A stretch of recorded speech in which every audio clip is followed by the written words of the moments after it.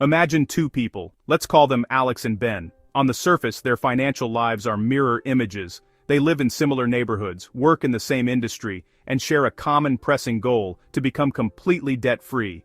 This isn't just a casual wish, it's a deep-seated determination that shapes their daily decisions. They both feel the weight of their financial obligations, a constant, low-level hum of anxiety that they are desperate to silence.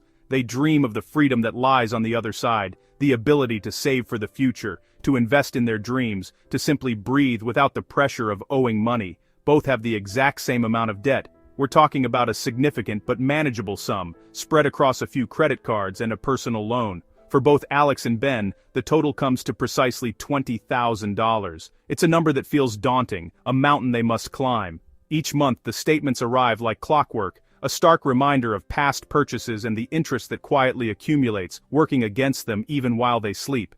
They see the same high interest rates, the same minimum payment requirements, and feel the same sense of urgency to make it all disappear. Both earn the same salary. Their paychecks are identical, providing them with the same resources to tackle their shared problem. After taxes, rent, and essential living expenses, they each have the same amount of discretionary income left over. This is the money they can deploy in their fight against debt. There are no hidden advantages here, no secret windfalls or side hustles that give one an edge over the other. Their financial starting line is perfectly, almost uncannily, aligned. They both sit down at their kitchen tables, look at their budgets, and allocate the same amount of extra cash toward their debt payments each month. Both are determined to become debt-free. This shared resolve is the engine driving them forward. They make sacrifices, cutting back on dining out, canceling subscriptions, and forgoing vacations. Their commitment is equal. Their willpower is matched. They both envision a future where their income is truly their own, not just a temporary holding before it's sent off to creditors. This shared vision keeps them motivated through the tough months. 5 years later, one is completely debt-free. Alex has crossed the finish line. The final payment has been made. The accounts are closed. The weight is lifted. For the first time in years, Alex experiences true financial peace. That extra money that was once thrown at debt is now being funneled into a high-yield savings account, an investment portfolio, and a fund for a down payment on a house. The future is bright and full of possibilities. The other is still making monthly payments. Ben, despite the same effort and the same resources, is still trapped in the cycle. The debt is smaller, yes, but it's stubbornly present. The finish line feels almost as far away as it did 5 years ago. Frustration has set in. While Alex is building wealth, Ben is still paying for the past, watching a significant portion of each payment get eaten up by interest. The dream of financial freedom remains just that, a dream. The surprising part? Neither of them earned more money. There were no raises, no bonuses, no lottery wins that created this gap. Their incomes remained identical throughout the entire 5-year period. This wasn't a story of luck or a sudden change in fortune. It was something much more fundamental, something entirely within their control from the very beginning. The difference was the strategy they chose. It all came down to a single decision made on day one: how to apply their extra payments. One chose a path designed for psychological wins and building momentum. The other chose a path optimized for mathematical efficiency. Both are valid approaches, but as we've seen, they can lead to dramatically different outcomes over time. This single choice created a ripple effect that compounded year after year, ultimately defining their financial reality. Today, we're comparing the Debt Snowball and the Debt Avalanche, two popular approaches to paying off debt, and helping you decide which one fits your situation. We'll break down the mechanics of each method, explore the behavioral science that makes them work, and look at the hard numbers to see how they perform in the real world. By the end of this video, you'll not only understand the crucial difference between these two powerful strategies, but also have a clear framework for choosing the one that will get you to your debt-free date faster, smarter, and with your motivation intact. Money doesn't have to be complicated, it just has to be understood. If both strategies help you become debt-free, why do millions of people argue about which one is better? Let's break it down.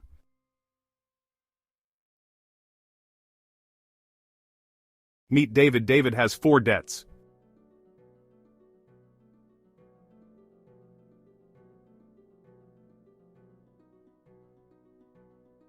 David wants to become debt-free, but every month he feels overwhelmed. Should he pay off the smallest balance first, or should he attack the highest interest rate? The answer depends on more than math. It depends on human behavior. Now, let's apply the first of our 2 strategies to David's situation, the Debt Snowball. This method isn't about complex math, it's about psychology and momentum. Think of a small snowball rolling down a hill. At first it's tiny, but as it rolls, it picks up more snow, growing bigger and faster. The debt snowball works on the exact same principle, using the power of small, quick wins to build unstoppable momentum toward your goal of being debt-free. It's designed to keep you engaged and motivated by delivering those satisfying victories early and often. The first step is simple. We ignore the interest rates for a moment and list all of David's debts from the smallest balance to the largest. For him, that means the store card at $650 is first, followed by credit card A at $900, then credit card B at $2,400, and finally the personal loan at $5,500. This ordered list is our roadmap. Next, David will continue to make only the required minimum payments on his 3 larger debts, but here's the key move. He's going to take his entire extra payment amount, that full $300, and throw it, along with its own minimum payment, at the smallest debt. He's not spreading the extra money around, he's focusing all his firepower on one single target, that $650 store card. By channeling his resources this way, the magic happens quickly. In just about 3 months, that first debt is completely gone.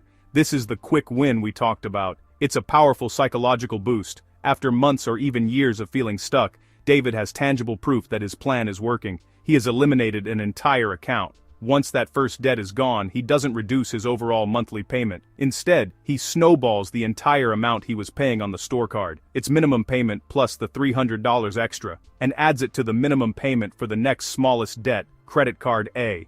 His payment snowball just got bigger. Now he's attacking that $900 credit card with a much larger payment each month, which means it will disappear even faster than the first one did. He repeats this process, rolling all the freed up money to the next debt in line until the snowball is enormous, finally wiping out that last and largest loan. The biggest advantage of the debt snowball is behavioral. Those early victories provide a powerful dose of motivation that helps people stick with the plan long term. It turns a daunting marathon into a series of achievable sprints. For anyone who has struggled with staying motivated, the snowball method can be the key to finally crossing the finish line.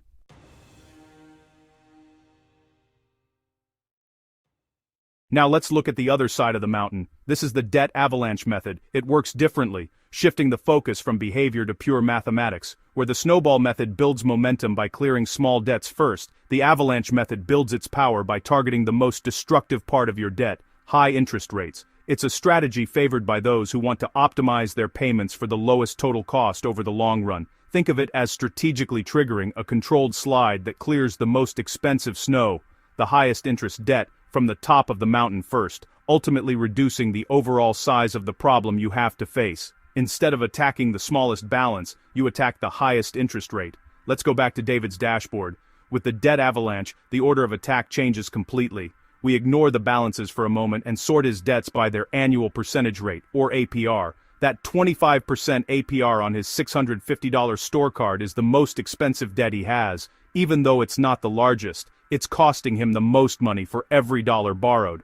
So, that's our first target. After that comes the 22% credit card, then the 18% card, and finally, the 9% personal loan. David still makes the minimum payments on everything, but his entire $300 extra payment now goes straight to that store card. Because of its small balance, it's paid off in just about 3 months. Quick, but not quite as fast as the first win with the snowball. Here's where the strategy starts to diverge. Once the store card is gone, that payment plus its minimum rolls over to the next target, the $900 credit card with the 22% APR. This is the core principle. You are systematically eliminating the highest interest charges from your financial life, one by one. It may take longer to eliminate your first debt. This is the key psychological difference. With the avalanche, David doesn't get that super fast win that the snowball method provides. He has to stay disciplined for a few more months before he can celebrate his first zero balance. This can feel like a slower start, and for some, that lack of early reinforcement can be challenging. You have to trust the math and keep your eyes on the long-term prize, even when the immediate progress feels less dramatic. But over the years, many people pay less in total interest. And this is the ultimate reward of the debt avalanche. When we run the numbers for David, the difference is clear. By tackling his high-interest debts first, he saves several $100s in interest payments compared to the snowball method. He becomes debt-free around the same time, but he keeps more of his own money in his pocket. Mathematically, this strategy is the most efficient way to pay off debt, because you're reducing the amount of money that's actively working against you as quickly as possible. You're stopping your highest interest debt from accumulating more interest, month after month.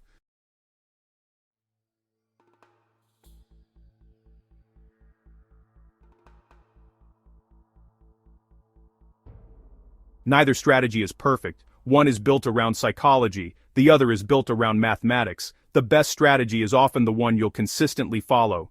Financial success isn't about choosing the perfect strategy, it's about consistently following a good strategy.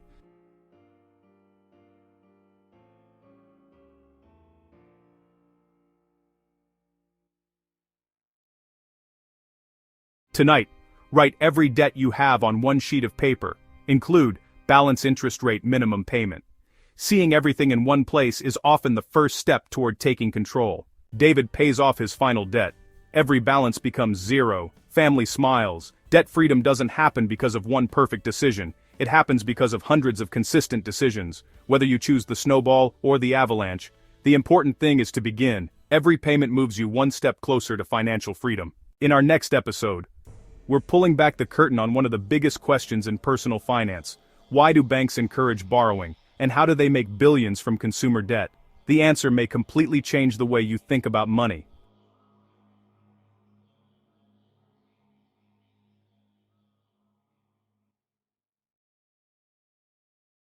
Remember, navigate your financial future with confidence, because wealth isn't built overnight, it's built one smart decision at a time.